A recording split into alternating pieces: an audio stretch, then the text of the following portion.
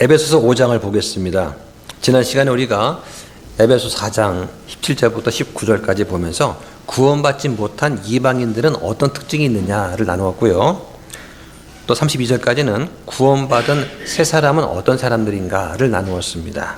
이 시간에는 에베소서 5장을 강의하도록 하겠습니다. 내용이 어렵지는 않으니까 읽어가면서 보도록 하겠습니다. 먼저 1절과 2절 한번 보겠습니다. 그러므로 너희는 사랑스러운 자녀들로서 하나님을 따르는 자들이 되고 그리스도께서 또한 우리를 사랑하사 우리를 위해 자신을 향기로운 냄새의 헌물과 희생물로 하나님께 드리신 것 같이 사랑 안에서 걸으라. 네. 자, 우리는 하나님의 사랑을 받은 사람들입니다. 어떻게 우리를 사랑하셨습니까? 에베소서 1장 4절에 보면 세상의 창건 이전에 그분 안에서 친히 우리를 택하셨습니다. 또 7절에 보면 우리가 그분의 피를 통해 구속, 곧 죄들의 용서를 받았다라고 말을 합니다.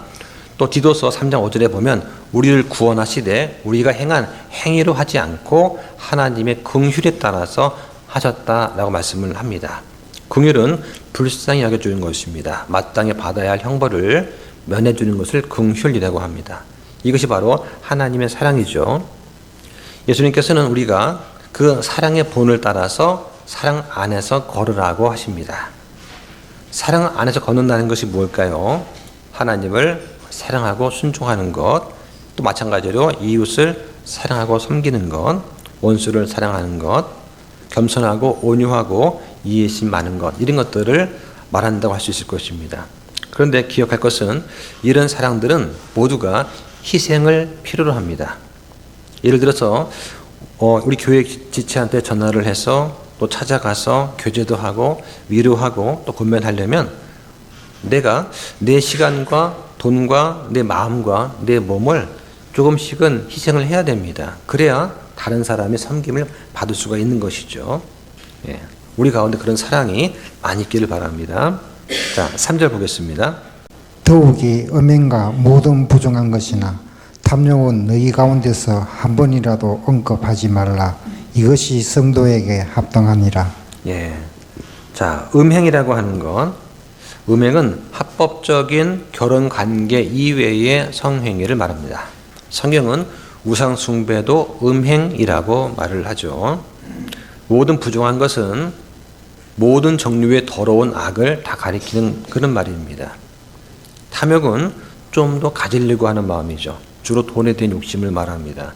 그런데 돈뿐만 아니라 세상의 영광과 명예, 권세에 대한 욕심도 포함이 되죠. 성경은 탐욕은 우상 숭배다라고 골로새서 3장 5절에 말씀을 하십니다.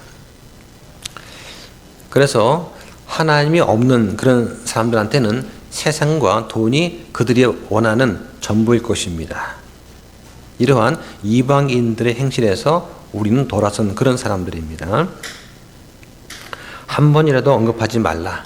말과 행위뿐만 아니라 그런 것을 생각하지도 마음에 품지도 말라는 뜻입니다. 이것이 성도한테 합당하다고 하죠.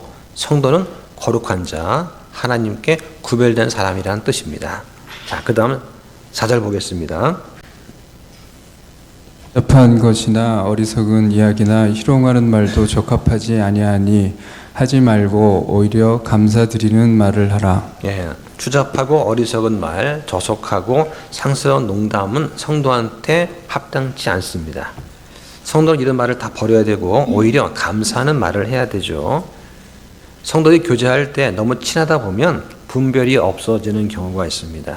이럴 때 조심해야 됩니다. 이런 적합하지 않은 말들은 덕이 되지 않기 때문에 삼가는 것이 좋습니다. 자, 5절 보겠습니다. 이것을 아노니 즉 음행을 일삼는 자나 부정한 자는 탐욕을 부리는 자 곧 우상 숭배자는 결코 그리스도의 하나님의 왕국에서 아무 상속 위협도 갖지 못하느니라. 네, 우리가 음행과 부정한 것과 탐욕을 버려야 되는 이유는 그런 일을 하는 사람들이 그리스도와 하나님의 왕국에서 상속 유업을 갖지 못하기 때문이라고 말씀하십니다. 탐욕은 우상 숭배입니다. 탐욕을 부리는 사람은 그 돈을 하나님으로 섬기는 자와 같습니다. 그래서 그 사람한테는 돈이고 신이 되는 것이죠. 죄들을 회개하고 하나님께 돌아오지 못한 사람들, 그리고 주님의 뜻대로 살려고 하지 않는 그런 사람들은 하나님 왕국에 들어갈 수가 없다라고 성경 말씀합니다. 자, 몇 구절 찾아보겠습니다. 고린도전서 6장 9절과 10절 한번 보시죠. 불의한 자들이 하나님의 왕국을 상속받지 못할 줄을 너희가 알지 못하느냐. 속지 말라. 음행하는 자나 우상 숭배자나 간음하는 자나 여성화된 남자나 남자와 더불어 자신을 욕되게 하는 남자나 도둑질하는 자나 탐욕을 부리는 자나 술 주정뱅이나 욕하는 자나 착취하는 자는 하나님의 왕국을 상속받지 못하리라. 네. 자, 여기 보니까 지금 음행하는 자나 우상 숭배하는 자나 간음하는 자, 여성화된 남자, 남자와 더불어 자신을 욕되게 하는 사람들, 전부 다 성적 타락에 관계된 것들입니다. 도둑질하는 것, 좀도둑이죠. 탐욕을 부리는 것은 이웃의 것을 탐하는 사람을 가리킵니다. 술주정뱅이, 욕하는 자, 즉 남을 비방하는 사람, 또 착취하는 자, 남의 재산을 강탈하는 자도 여기에 해당되죠. 자, 하나 더 보겠습니다. 갈라디아서 5장 19절부터 21절까지 한번 보시죠. 한편 육신의 행위들은 명백하며 그것들은 이것들이니 곧 간음과 음행과 부정함과 세격과 우상숭배와 마술과 증오와 불화와 시기심의 경쟁과 진노와 다툼과 폭동과 이단 파당과 시기와 살인과 술취함과 흥청됨과 또 그와 같은 것들이니라.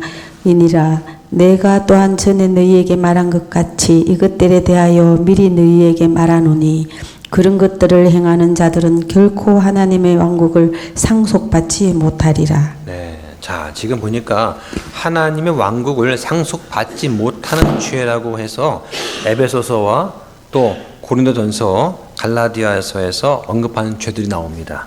자, 그런데 이 세 책에서 가장 많이 언급이 되는 죄가 뭐일 것 같습니까? 바로 우상숭배하고 동성애입니다. 각각 5번씩 나와요. 이것을 하나님이 가장 미워하십니다.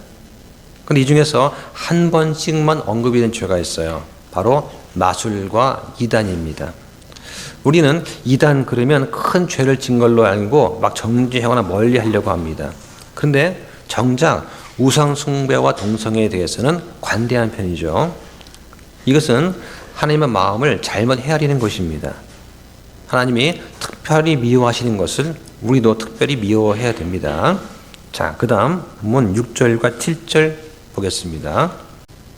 아무도 헛된 말들로 너희를 속이지 못하게 하라. 이것들로 인해 하나님의 진노가 불순종의 자녀들에게 닥치나니 그러므로 너희는 그들과 함께하며 참여하는 자들이 되지 말라. 예, 여기에 헛된 말, 이것은 율법과 복음의 진리에 맞지 않는 말을 말하죠. 예를 들면 웬만큼 죄를 지어도 괜찮다, 그 정도 죄를 지어도 천국 갈 수 있다 하는 이런 말입니다. 이것은 헛된 말이고 속이는 말이죠. 하나님의 뜻은 우리의 거룩함입니다. 우리가 죄를 떠나는 것을 원하시는 거죠.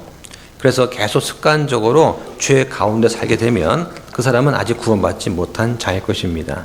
여기에 이것들로 인해라는 말씀은 앞에서 언급한 죄악들, 즉 음행과 부정한 것과 탐욕 같은 죄악들 때문에 라는 말입니다.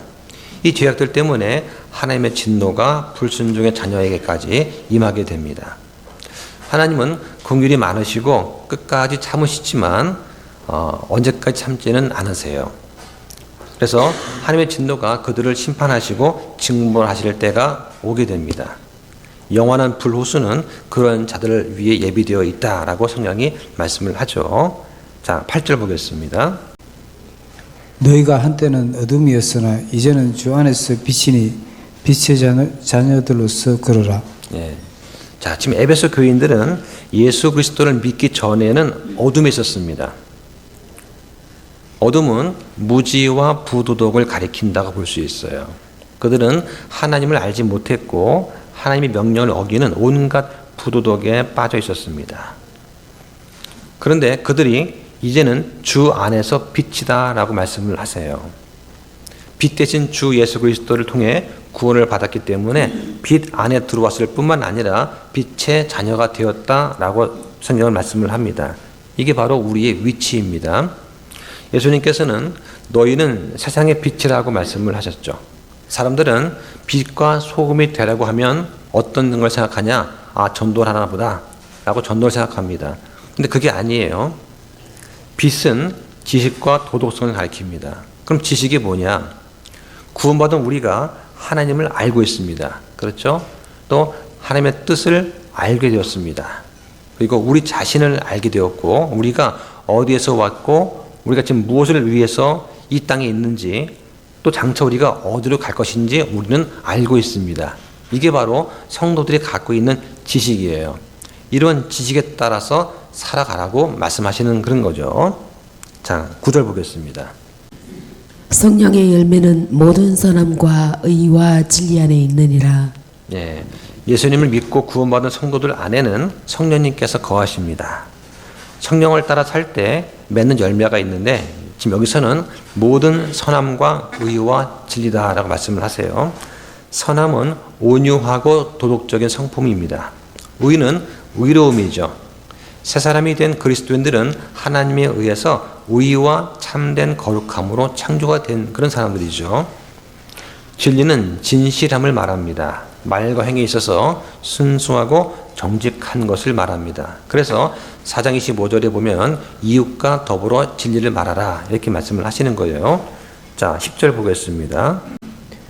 주께서 받으실 만한 것이 무엇인지 검증하라. 자, 이게 검증하라는 말이 있습니다. 영어로는 prove란 단어인데요. 증명하다, 시험하다라는 뜻입니다. 빛의 자녀다운 삶은 주님을 기쁘시게 하는 그런 삶입니다. 우리는 주께서 기쁘시게 받으실 만한 것이 무엇인지 시험해 보아야 됩니다. 그럼 왜 주님께서 받으실 만한 것이 무엇인지 검증하라는 말씀을 왜 하셨을까요? 바로 우리가 주께서 받으실 만한, 다시 말해서 주께서 기뻐하실 만한 것이 무엇인지 잘 알지 못하기 때문에 이런 말씀을 주셨다고 생각이 됩니다. 하나님은 아모스를 통해서 주를 찾아라, 그리하면 너희가 살 것이라 말씀하셨고, 너희가 살기 위해서 선을 구하고 악을 구하지 말라. 그리고 판단의 공의를 물같이 의를 힘찬 시내같이 흐르게 할지어다 라고 말씀하셨습니다. 그러면 정리하면 주께서 받으실 만한 것이 무엇인가? 바로 하나님을 찾는 것, 또 주를 두려워하는 것, 그분의 뜻대로 살려는 것, 말씀대로 의롭고 선하고 진실하게 사는 그런 삶, 이것이 주님께서 기뻐하시는 삶이다 라고 말할 수 있겠습니다. 자, 11절 보시죠. 열매 없는 어둠의 일들에 참여하지 말고 도리어 그것들을 책망하라. 네, 자, 지금 7절부터 보니까 계속 명령어로 말씀을 하십니다. 7절에 불순종의 자녀들과 함께하는 자들이 되지 말라. 8절에 빛의 자녀로 걸으라. 10절에는 검증하라. 11절에는 책망하라 라고 또 하십니다. 열매 없는 어둠의 일, 이것은 뭘 말하냐면 한마디로 말하면 사람답지 못한 행위라고 할 수 있어요. 죄를 사랑하고 그 죄악된 일을 행하는 사람은 어떻게 보면 짐승보다 나은 것이 없는 그런 존재일 수 있습니다. 그러므로 성도들은 이런 헛된 행위에 참여하지 말고 오히려 그것들을 책망해야 됩니다. 여기 보니까 책망하라는 말이 나옵니다. 이 말의 뜻은 폭로하다는 뜻이에요. 우리는 어두움, 즉 음란과 더러움과 탐욕의 일들에 이런 헛됨과 무가치함, 사악함을 폭로하고 책망해야 된다는 말입니다. 자, 그 다음 12절과 13절 보겠습니다. 그들이 은밀한 가운데 행하는 그것들은 말하는 것조차 수신이라. 그러나 책망을 받는 모든 것은 빛에 의해 밝히 드러나게 되나니 무엇이든지 환히 드러나게 하는 것은 다 빛이니라. 네, 죄인들은 악을 은밀하게 행합니다. 은밀하게 행하는 이 어둠의 일들은 말하기도 부끄러운 것들이죠. 그러므로 양심이 있는 사람들은 이거를 부끄러워하고 이거에 대해서 말하기도 수치스러워할 수 있습니다. 책망을 받는 모든 것이 빛에 의해 드러나게 된다라고 말씀을 합니다. 죄악됨과 헛됨, 사악함이 책망받게 되면 이것과 대조해서 옳고 선한 것이 드러나게 된다는 그런 말씀이 되겠습니다. 자, 14절 보실까요? 그러므로 그분께서 이르시되 너 잠자는 자야 깨어서 죽은 자들로부터 일어나라. 그리스도께서 내게 빛을 주시리라 하시니라. 네, 여기 보니까 잠자는 자가 나오고 죽은 자들이 나옵니다. 잠자는 자는 누구냐? 성도 가운데 바르게 살지 못하는 사람을 잠자는 자라고 말을 합니다. 죽은 자들은 영적으로 죽어 있는 사람들을 말하는 것입니다. 다시 말해서 하나님을 알지 못하고 알려고도 하지 않고 거부하며 대적하는 자들이죠. 이에 반해서 우리는 어떤 사람들입니까? 죽었던 영이 깨어난 사람들입니다. 생각의 영 속에서 새롭게 된 사람들이고 다시 태어남의 씻음과 성령님의 새롭게 하심으로 새롭게 된 자들이다 라고 할 수 있습니다. 따라서 우리는 영적으로 죽어 있는 그 사람들 가운데서 일어나야 됩니다. 깨어서 하나님을 따르지 않는 불경건한 그런 삶 속에서 빛된 삶을 살아야 하는 것이죠. 다시 말해서 경건하고 거룩하고 의롭고 선하고 진실될 삶을 살라고 하는 것입니다. 그러면 우리의 빛이 세상에 비추어지게 됩니다. 이 빛을 보고 주님께 영광을 돌리게 되는 것이죠. 이게 바로 예수님께서 빛으로 세상에 오신 이유가 되겠습니다. 자, 15절 볼까요? 그런즉 너희는 주의하여 조심스럽게 걷되 어리석은 자들처럼 하지 말고 지혜로운 자들처럼 하여. 자, 주의하여 조심스럽게라는 말의 뜻은 표준에 맞게 정확히라는 뜻입니다. 우리는 표준에 맞게 정확히 걸어야 됩니다. 성경 말씀은 우리가 걷는 것의 표준이 됩니다. 말씀이 일치하는 것이 의로운 것입니다. 의롭게 행하는 것이 지혜고 그렇지 못한 것을 어리석다라고 합니다.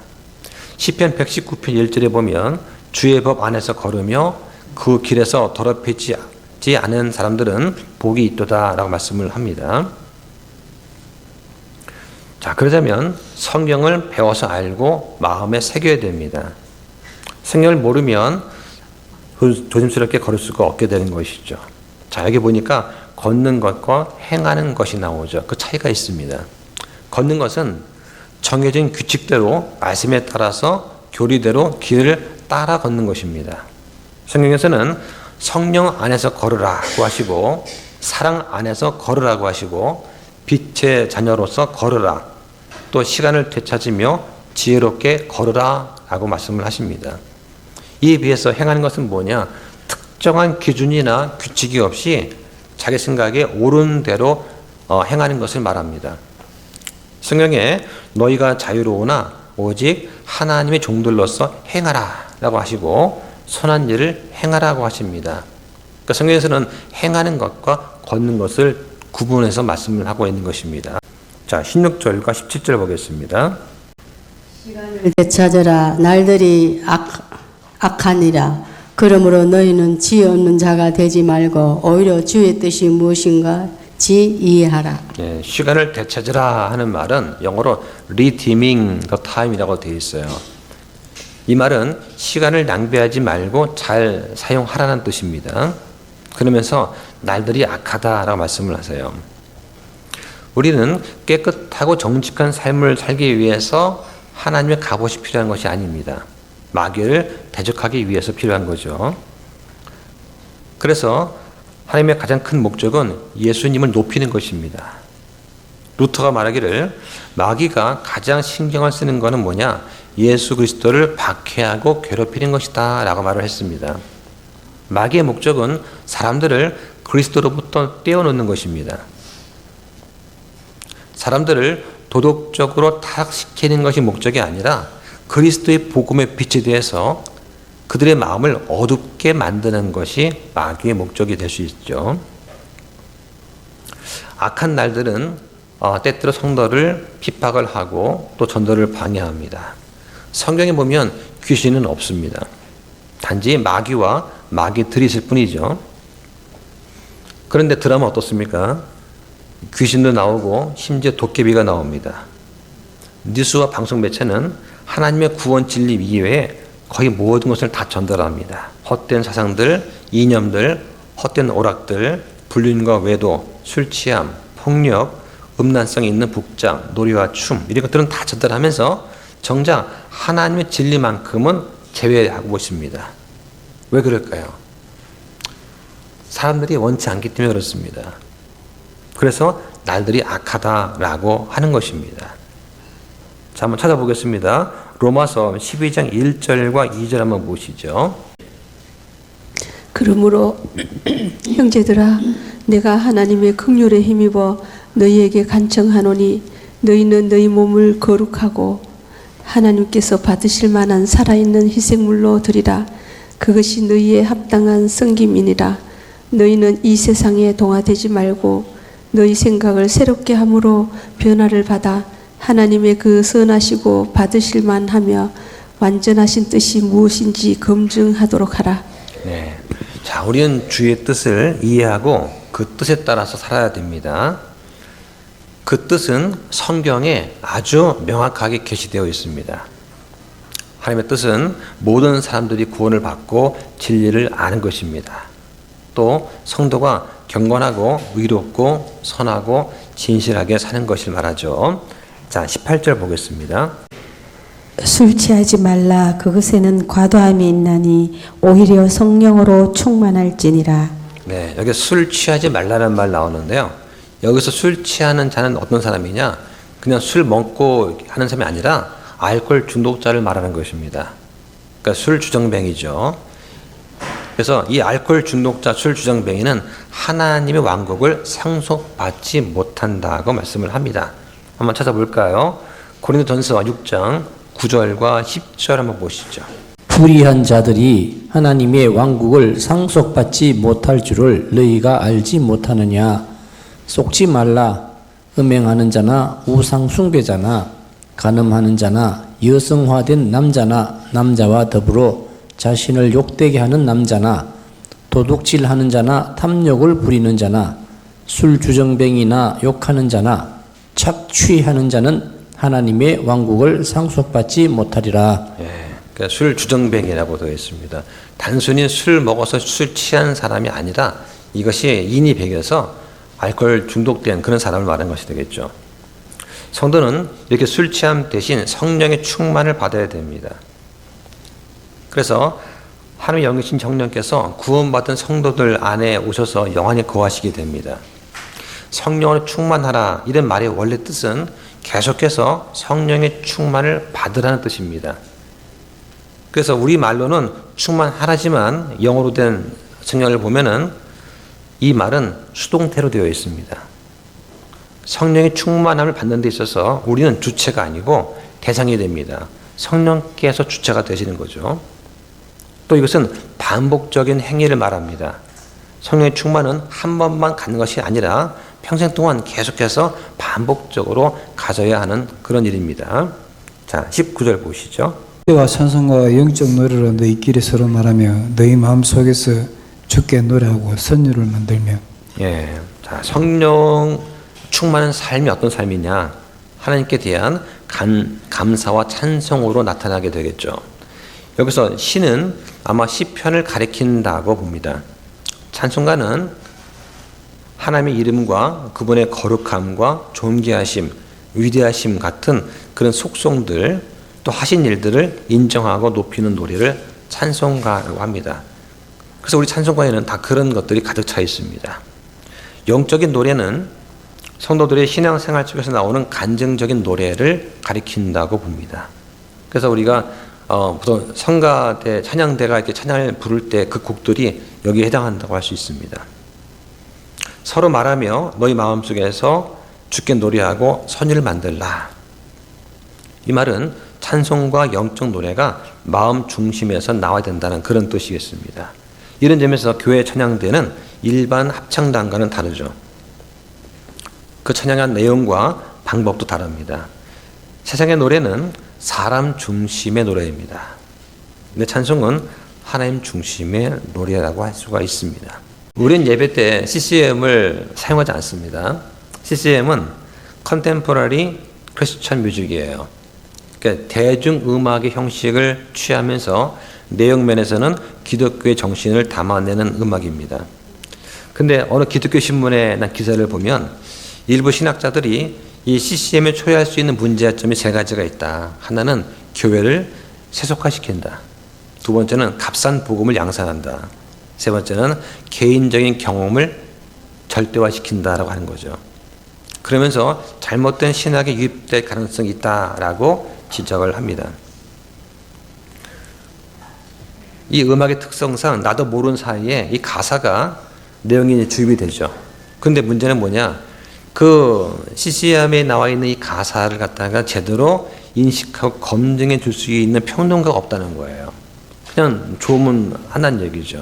그래서 나오는 문제가 뭐냐? 뉴 에이지 음악이 문제가 되는 거예요. 그 이름을 말하면 누구나 아는 대형 교회입니다. 1년 전에 설교가 딱 끝났는데 목사님 설교가 딱 끝난 다음에 갑자기 그 전체 성도가 You Raise Me Up을 부르는 거예요. 근데 이 You Raise Me Up 이 노래에 그 어디에도 주를 찬양하거나 그런 거 없거든요. 그냥 감동적인 거예요. 감동적인 거. 예, 가사 읽어보면 가장 아름다워요. 아름답지만 그 속에 주를 높이는 내용은 없습니다.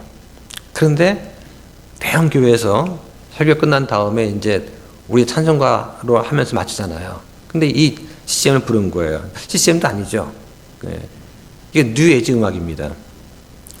네이버에 보면은 뉴 에이지가 뭐냐? 영적인 상실감과 공허감에 젖은 현대사회의 새로운 신문화운동이다 하면서 유일신 사상을 부정하고 범신론적이고 개인이나 작은 집단의 영적 각성을 추구하는 반기독교적인 경향을 말한다 라고 되어 있어요. 그러니까 뉴 에이지 운동은 개인의 영적인 변화, 즉 인간의 내적인 능력을 개발시켜서 우주의 차원에 도달하게 만드는 것, 이걸 구원이라고 보는 거예요. 예, 그러니까 뉴 에이지는 반기독교적인 것입니다. 또 데이비드 클라우드 목사님은 이 CCM에 대해서 뭐라고 말하냐? 세상적인 음악이다. 또 종교일주를 주장한다. 그리고 카리스마 운동에서 나왔다라고 말을 해요. 카리스마 운동이라는 게 뭐냐면 오순절 교회에서 하는 겁니다. 주로 아프리카나 아시아, 중남미에서 유행하는데요. 방언이나 신유 은사를 강조하고 종말론적인 경향을 띱니다. 기적 체험을 하기 위해서 사람들을 그런 분위기로 몰아가야 되는데 이때 동원되는 것이 CCM이에요.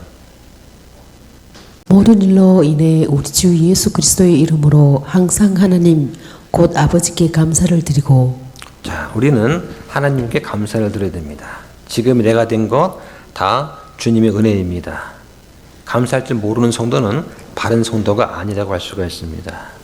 날마다 일용할 양식, 건강, 직장, 가정, 또는 사회적 안정, 또 무엇보다도 죄들로 인해서 지옥 가야 마땅했던 우리를 값 없이 주신 은혜로 예수 그리스도를 믿음으로 구원하신 것, 이것에 우리는 감사를 항상 드려야 되는 것이죠. 지금 고난 가운데 있다 할지라도 중요한 것은 이 고난의 혹독함이 아닙니다. 우리가 참된 믿음과 참된 회개와 간절한 기도가 있는지 여부가 더 중요한 것이죠. 그러니까 성경은 하나님을 사랑하는 자들, 곧 그분의 목적에 따라 부르심을 받은 자들에게는 모든 것이 합력하여 선을 이룬다라고 말씀을 하셨다는 것을 꼭 기억하시기 바랍니다. 자, 그 다음 21절 보겠습니다. 하나님을 두려워하는 가운데 서로에게 복종하라. 자, 18절에 성령 충만하라는 구절 다음에 하나님께서는 우리의 삶이 본질적으로 누구를 향해야 되는가 하는 것을 보여줍니다. 첫째는 하나님을 향해야 됩니다.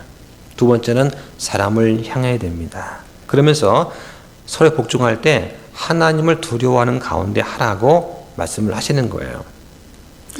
집에서 아이들을 키우다 보면은 아이들이 놀다가 서로 싸웁니다. 그럼 부모는 자녀한테 싸우지 말고 형은 동생한테 양보하고 동생은 형한테 들리지 말라고 알아듣게 잘 타이릅니다. 자, 그런데 또 싸울 일이 생기죠. 이때 다투지 말라는 부모님 말씀을 기억을 하고 다툼을 멈추면 그 아이는 부모를 두려워할 줄 아는 것입니다. 그러지 않으면 부모 알기를 우습게 하는 거죠. 그런데 이것이 어른이 되어서도 마찬가지입니다. 교회에서 형제들과 다투지 말라는 아버지의 말씀을 듣고 배웠으면 다투지 말아야 되는데 또 다툴 일이 생깁니다. 심지어 법정에 가서 소송까지 하는 일이 생기죠. 서로 복종하라는 아버지 말씀을 기억하고 서로 복종하면 아버지 하나님을 두려워할 줄 아는 것입니다. 그런데 다투면서 자기 잘났다고 하며 싸우는 것은 아버지 하나님을 우습게 하는 거죠. 자, 세 번째는 가족을 향한 것입니다. 자, 그 내용이 22절부터 4절까지 나옵니다. 읽어주시죠. 아내들아 너희 남편에게 복종하기를 주께 하듯 하라. 이는 남편이 아내의 머리됨이 그리스도께서 교회의 머리 되심과 같기 때문이라. 그분은 그 몸의 구원자시니라. 그러므로 교회가 그리스도께 복종하듯 그렇게 아내들도 모든 일에 자기 남편에게 복종할지니라. 네. 자, 20절에 보니까 하나님을 향해 감사하고 21절에 서로에 복종하고 22절에 남편에게 복종하라고 합니다. 근데 이런 것들은 그냥 저절로 되는 것이 아닙니다. 성령 충만해져야 가능한 것이죠. 저는 남편한테 복종할 수 없습니다 라고 말을 하는 사람은 성령 충만하기를 거부하는 사람입니다. 그런 사람은 아버지 하나님을 두려워할 줄 모르는 사람입니다.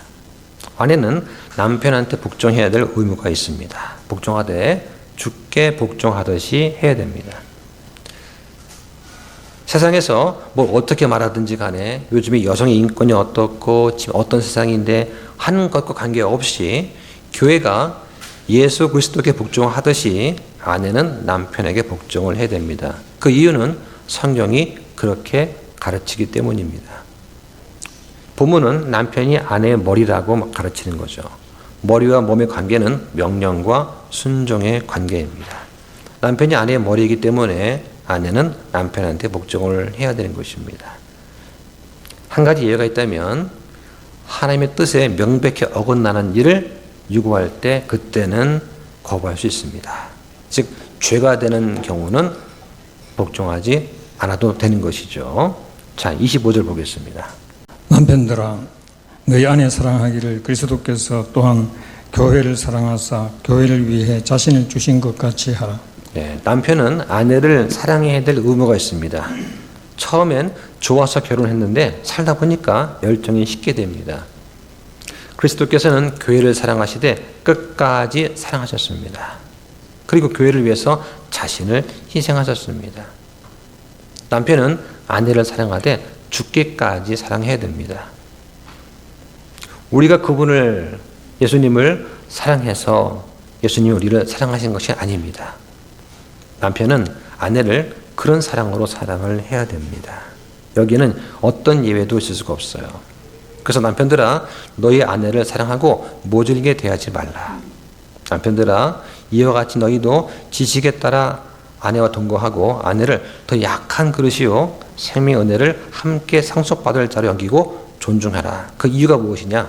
너희 기도가 방해를 받지 않기 위함이다 라고 성경 말씀하시는 거죠. 자, 그 다음 26절과 7절 보겠습니다.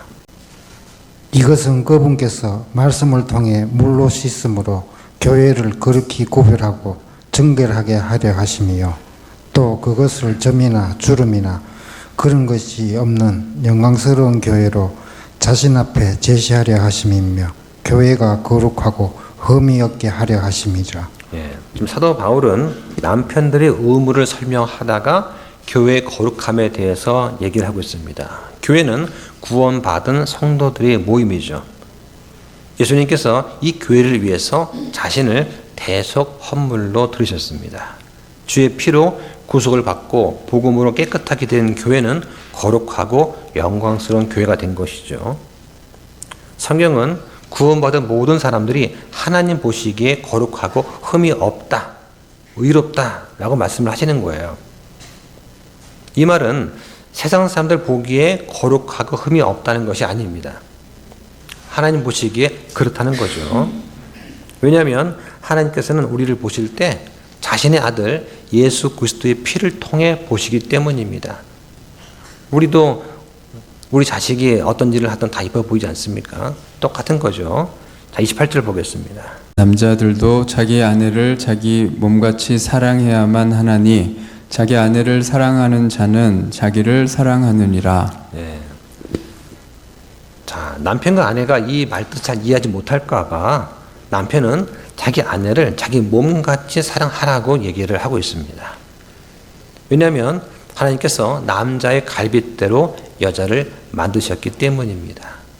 즉 아내는 남이 아니고 남편의 몸의 중요한 한 부분이라고 하시는 거예요. 그러니까 아내를 사랑하는 것은 자기 몸을 사랑하는 것과 같다라고 합니다. 그래서 하나님께서 아담이 잠들었을 때 갈빗대를 뽑아서 만들었으니까 남자의 갈빗대가 숫자가 적지 않을까 이런 말이 한때 많았지 않습니까? 예. 남자나 여자나 갈빗대는 24개 똑같다고 합니다. 그런데 어떤 사람들은 이게 다른 사람이 있다는 거예요. 예. 그러니까 의학적으로 어떤 이유에서인지 똑같이 갈빗대 똑같아야 되는데 어떤 사람을 점검해 보니까 이 사람은 갈빗대 하나 없는 거죠. 그런 사람이 있기 때문에 그런 말이 나오지 않았을까 생각이 됩니다. 지금은 의학적으로 볼 때 같다라고 합니다. 자, 29절과 30절 보겠습니다. 지금까지 어떤 남자도 자기 육체를 미워한 적이 없고 오히려 그것을 보살펴 자라게 하며 소중히 여기기를 주께서 교회를 위해 하시는 것처럼 하나님 30절. 이는 우리가 그분의 몸과 그분의 살과 그분의 뼈들에 속한 지체들이기 때문이라. 예, 사람은 누구나 자기 몸을 사랑하죠. 남편은 예수님처럼 되어야 됩니다. 또 아내는 교회처럼 되어야 되죠. 그렇게 되면 설교자는 무척 목회하기가 쉬워질 것입니다. 남편이 아내를 사랑하고 아내가 남편한테 순종하는 그런 모습을 보면서 자란 자녀는 아버지 하나님의 사랑을 쉽게 이해할 것입니다. 설교할 때 이게 사랑이다 그 말을 이해할 거란 얘기죠. 교회가 어떻게 주님을 섬겨야 되는지 또 쉽게 이해할 것입니다. 어머니가 아버지를 어떻게 섬기는가 하는 것을 집에서 보고 자라는 아이들은 저게 섬기는 것이구나 하는 것을 쉽게 이해한다는 것입니다. 우리는 주님의 몸과 살과 뼈들에 속한 지체입니다. 구원받은 순간 우리는 하늘에 계신 우리 신랑 되시는 예수님과 한 몸이 됩니다. 또 구원받은 성도는 그분의 살과 뼈들에 속한 지체이기 때문에 결코 환난을 통과하지 않습니다. 예수님 오시면 모든 성도는 부활하거나 휴거해서 예수님과 영원히 함께 있게 됩니다. 자, 31절과 2절 보겠습니다.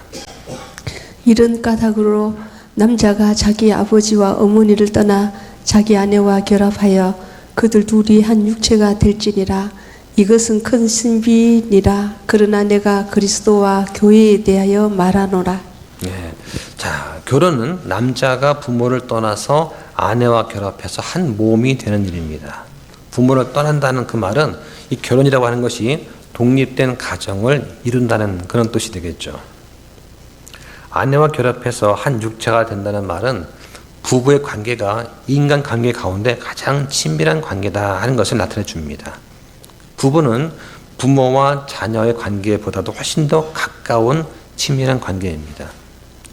이 바울은 이런 결혼의 신비가 그리스도와 교회의 관계를 상징한다라고 말을 하는 거예요. 그래서 교회와 이 그리스도의 관계를 결혼의 비유로 종종 표현을 하고 있습니다. 고린도후서 11장 2절에 보니까 내가 하나님에 속한 질투로 너희에 대해 질투하노니 이는 내가 너희를 순결한 한 처녀로 그리스도께 드리기 위해 너희를 한 남편과 정혼시켰기 때문이라고 말씀을 하는 거죠. 성도가 예수 그리스도 안에서 은혜로 위롭다 하심을 얻고 풍성한 생명과 많은 열매를 맺는 것, 이게 바로 영적인 연합의 신비입니다. 그래서 아이들한테 예수 그리스도를 가장 잘 전할 수 있는 가장 좋은 위치는 사람이 누구일까요? 주일교사가 아니라 바로 부모입니다. 그래서 부모가 그만큼 중요한 역할을 하는 거죠. 자, 그 다음 33절 보겠습니다. 그럼에도 불구하고 너희 각 사람이 자기를 사랑하듯 개별적으로 그렇게 자기 아내를 사랑하고 아내도 주의하여 자기 남편을 존경할지니라. 네. 자, 여기서 한 가지 좀 볼만한 단어가 이 존경할지니라 하는 단어가 나옵니다. 영어로 보면 이 존경한다는 단어가 레버런스라고 되어 있습니다. 모두 존경하다 그럼 리스펙트일 것 같은데 레버런스라고 되어 있어요. 이 단어의 뜻은 두려워하면서 존경하는 것을 말합니다. 그런데 이 단어가 사실은 어디에 사용되는 단어냐 하면은 하나님께 사용되는 단어입니다. 그래서 개역 성경은 이 부분을 남편을 경외하라라고 번역을 했어요. 근데 번역해 보니까 좀 어색하잖아요. 남편을 경외하는 사람은 없을 것입니다. 종교개혁 이후에 개신교가 나오면서 목사를 가리킬 때 레버런드라는 단어를 썼어요. 이게 지존자라는 뜻입니다. 성경적으로 이 레버런드라는 단어는 하나님께만 있는 호칭이에요. 시편 111편 9편에 한 번 나옵니다. 111편 9절에. 그래서 사전에 보면 이 레버런드라는 단어는 어디 썼느냐? 천주교의 주교, 소위 신부라고 하는 그런 사람한테서 이 단어를 썼어요. 독립침례교회에서는 목사를 패스터라고 부릅니다. 양떼를 먹이고 보호하는 그런 직무를 가진 사람이죠. 성령님께서 너희 각 사람이라는 표현을 썼습니다. 자, 왜 그러냐? 오늘 나눈 이 에베소서 5장에 있는 말씀을 보면서 야, 이 말씀 나한테는 해당 안 되는 것 같은데 나한테는 적용 안 돼 라고 생각하는 사람이 있기 때문에 너희 각 사람이, 너희 모든 사람이 라고 쓰신 거죠. 하나님은 아내를 사랑하고 남편을 존경하라 라고 이제 말씀하시는데 나만큼은 그럴 수 없는 정당한 이유가 있습니다 라고 고집하는 사람들이 있다는 거죠. 성령님은 그런 변명을 할 줄 미리 아시고 이 말씀이 우리 모두한테 해당되는 것이다 하는 것을 강조하기 위해서 너희 각 사람이 라는 말씀을 하십니다. 결혼 생활에는 상처와 눈물과 어려움이 있습니다. 근데 감사하게도 하나님의 은혜로 이 모든 난관을 우리는 극복할 수가 있습니다. 가정의 위기가 찾아왔을 때 내 힘으로 극복하려고 하면 한계에 부딪힙니다. 두 부부 중에 한 명이라도 그리스도께 향해 있으면 그 가정은 언제든지 회복될 가능성이 있습니다. 그런데 둘 중에 아무도 주를 바라보지 않고 그냥 자신만 바라보거나 상대방을 향해서 비모만 한다면 회복되기 어려운 거죠. 하나님은 단 한 번도 사랑하시는 것을 포기한 적이 없으십니다. 우리도 사랑하는 것을 포기하지 않기를 바랍니다. 네, 기도 마치겠습니다.